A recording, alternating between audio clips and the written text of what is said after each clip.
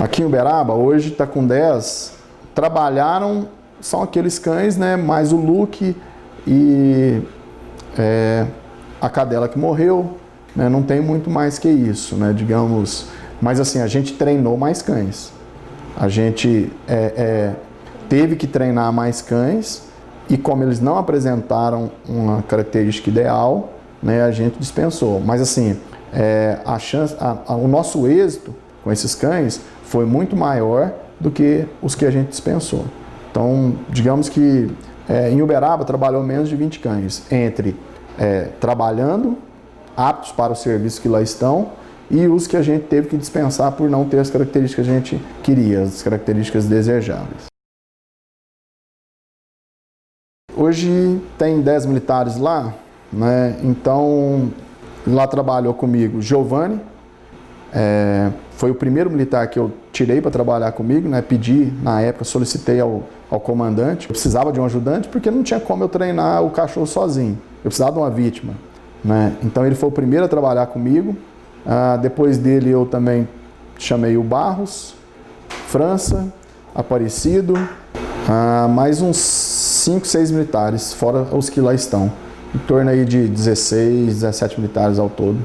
Não é muita gente não, durante esses 12 anos. Porque não adianta ter rotatividade no canil. Porque quando o cara está aprendendo atividade, você vai e troca ele. E é até complicado, porque para mim escolher um militar lá para o canil, além dele apresentar as características dele e tudo, eu tenho que pensar que um dia, se ele é soldado, ele vai ser cabo. Se ele é cabo, ele vai ser sargento. E inclusive pode ser destinado para outro setor, para outra seção, pode ter que ir fazer um curso igual de sargento fora, pode correr o risco de não voltar. Então assim, o tempo que a gente perde, levando em consideração isso, de treinamento com o militar, para colocar ele apto com todas as garantias, né? Inclusive com o ISO dele, né? Para fazer buscas, com as garantias de fazer busca e encontrar, é um período muito grande, né? E a gente não pode ter essa rotatividade, não deveria. A gente não deixa o cachorro trabalhar sozinho, é um conjunto, é um binômio, né? Se eu quero que ele vá para cá, ele tem que ir para cá, mas também chega um determinado ponto que pode ser que ela não me obedeça, não quer dizer que ela desobedeceu, ela não obedeceu, né? Por um motivo que ela sentiu um odor e foi para o outro lado. Ela falou, opa, peraí, eu volto lá, mas deixa ele te mostrar que a vítima está ali. Quando até nos treinamentos a gente procura não saber onde está a vítima por conta disso. Porque por mais que você direcione para um lado, por mais que você mande ela fazer alguma coisa, se ela identificar aquele odor que a gente procura, ela vai esquecer de tudo e vai lá mostrar, ó, tá aqui. Tem a janela de oportunidades do aprendizado do cão. Então se a gente não aproveitar todas essas janelas, né, o cão deixa de aprender algumas coisas. Então tem cão que vai ter dificuldade, um exemplo de latir. Um exemplo, a Agnes latia muito mais que ela, né? A indicação da Agnes era melhor que a Angel. Porém a Angel, ela mostrava, quando ela sentiu o odor, ela mostrava de um aspecto, uma característica dela, né? Dava para identificar. Você não precisava conhecer nada de cão. Se eu fosse fazer uma apresentação aqui agora, que eu soltasse a Angel, você nunca teve contato nenhum com o cão, mas você fala, agora ela achou, né? Porque ela mudou, ué. Então, assim, era uma característica dela. E na hora que ela encontrava a vítima, dali ela não saía. A nossa técnica, o nosso conhecimento do look, né, para a Agnes, que foi a última cadela que eu treinei, mudou completamente. Né? A gente vem somando conhecimento, formas de atingir um objetivo. Todos os cães nossos, principalmente aqueles que eu conduzi, nunca despertaram agressividade, né? O Luke, você poderia rolar uma criança com ele, a Andy a mesma coisa, a Agnes idem. Então, essas dificuldades no treinamento, talvez tenha uma que vai ter uma dificuldade de subir numa escada vazada, mas aí você treina e supera essa dificuldade. Um vai ter uma dificuldade de entrar na água, exemplo, a Agnes, no dia que ela viu a água e entendeu que ela tinha que pular na água e ir lá buscar a bolinha, ela fez na primeira vez. A Angel, como a gente não tinha uma viatura desde o início, que hoje a gente tem uma viatura adequada e tal, então a gente tinha dificuldade de levá-la para treinar determinadas coisas. Então essa dificuldade refletiu lá na frente. Só que aí a gente teve que agregar o conhecimento aí para dirimir essas dificuldades dela. Agora, a Agnes já, assim como os cães que lá estão hoje tem 2 viaturas canil, né? Antes a gente não tinha, talvez uma. Tinha que pedir um carro para uma sessão emprestado para a gente ir para uma ocorrência. Então, hoje está tudo mais fácil. Se quiser levar ela para uma área, um cão lá para nadar, eles podem levar. Se precisar, ela quer treinar na cana hoje vai fazer busca em canavial, vão levar. E o acesso está mais tranquilo.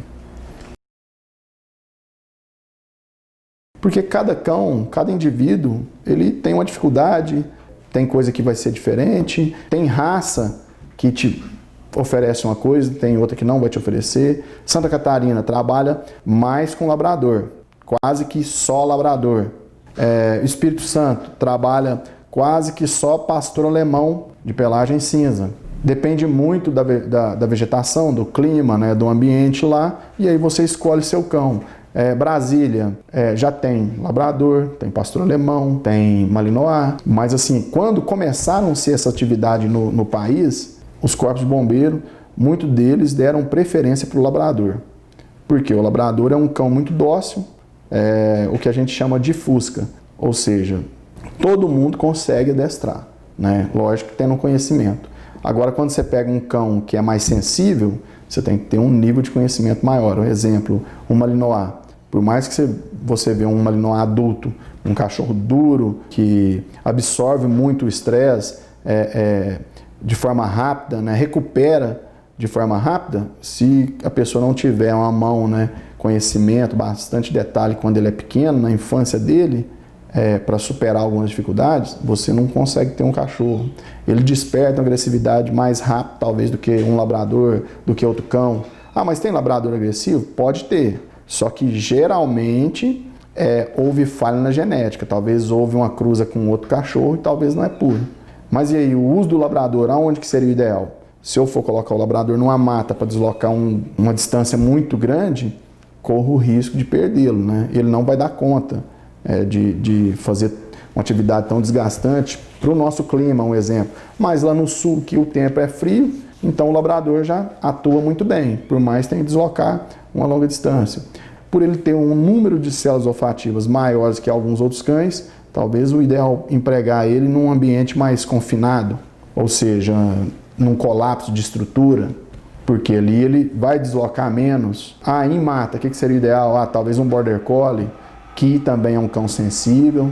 Se a pessoa não tiver a mão, não consegue formar. São poucos estados que tem algum Border Collie formado. O pastor alemão é 100% dócil, mas treinado da forma errada pode despertar agressão também.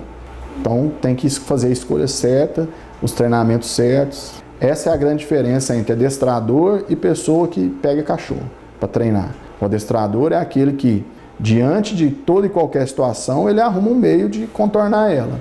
Mas ele não pode ser engessado numa técnica. E o cara que treina cão sem saber o que fazer, corre o risco de não dar conta de formar o cão.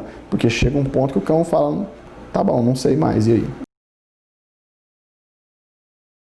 É um fluxograma que começa na seleção, primeiro, né, a gente dá o conhecimento para o condutor. Depois, seleção do filhote. E vem descendo nesse fluxograma, né? A universalização dos espaços, figuração, ou seja, colocar o cachorro em todos os espaços para ele adaptar, universalização do figurante. Tem a figuração, o próprio condutor faz a figuração, depois você universaliza os figurantes, mostra para o cachorro que se você encontrar esse cara que é o seu condutor, e amanhã você encontrar o condutor ou qualquer indivíduo da espécie humana, você vai receber a mesma recompensa. Né? O cachorro entende isso.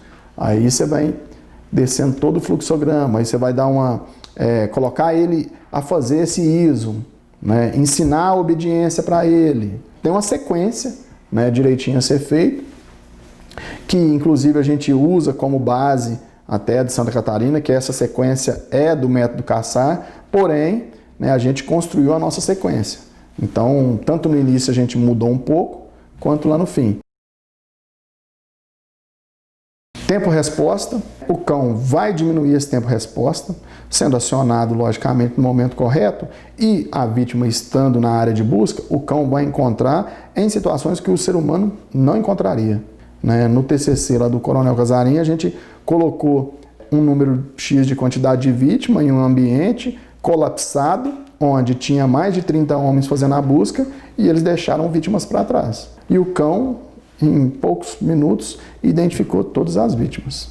Então, o tempo-resposta e a certeza de encontrar, ter ou não pessoas naquela área. O cão, ele me afirma 100% que tem ou não, independente se eu ou ele estiver vendo ou não. Mesmo sem a gente conseguir visualizar, né, o cão consegue determinar se tem alguém, mesmo não vendo, porque ele não trabalha com a visão, ele trabalha com o olfato, entendeu?